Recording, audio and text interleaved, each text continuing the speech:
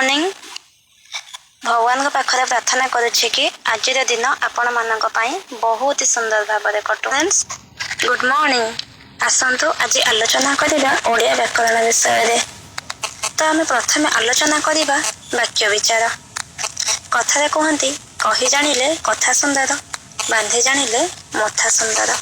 बांधिबा जणा थिले मथा जेमिति सुंदर दिसे, कहिबा जणा थिले कथा मध्य सेमिति सुंदर लागे। आमे हमर मनोभाव को वचन द्वारा प्रकाश करिथाउ। एथिपाई आमे अनेक शब्द मध्य व्यवहार करिथाउ। एही शब्द को खंजा खंजी करी आमे कथाबार्ता करू।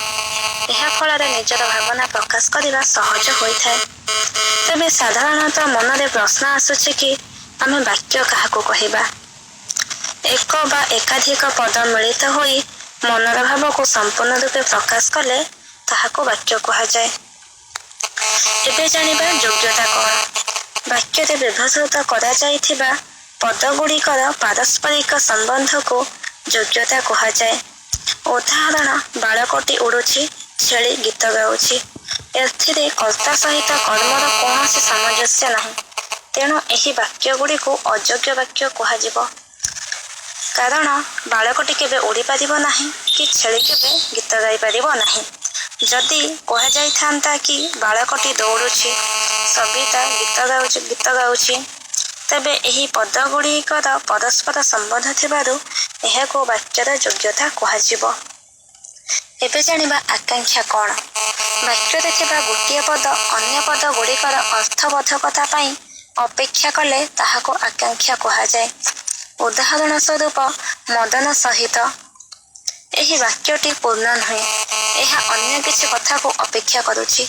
जदि आमे कहिबा कि मदन सहित तांको बापा आसीबे, तेबे एहा एक पूर्ण वाक्य होई परिबो।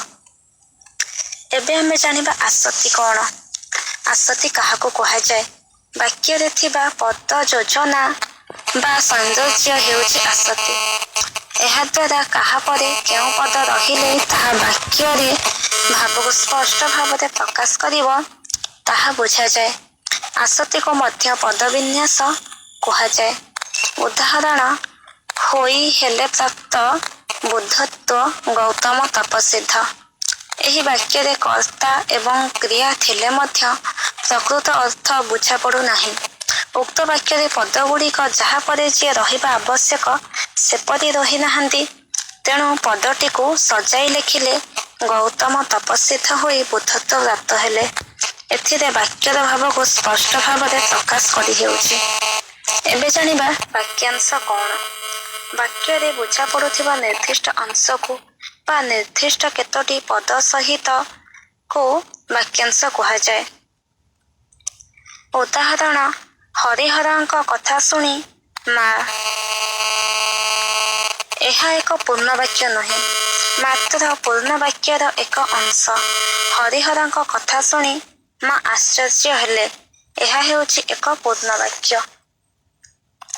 एहा परे जानिबा खंड वाक्य कौन। समस्त वाक्यर समापिका क्रियायुक्त अंशटी को खंड वाक्य कहा जाए। उदाहरण जो माने वृथारे समय काटंती, जो माने एठारे हेउछि कर्ता एवं काटंती हेउछि क्रियापद।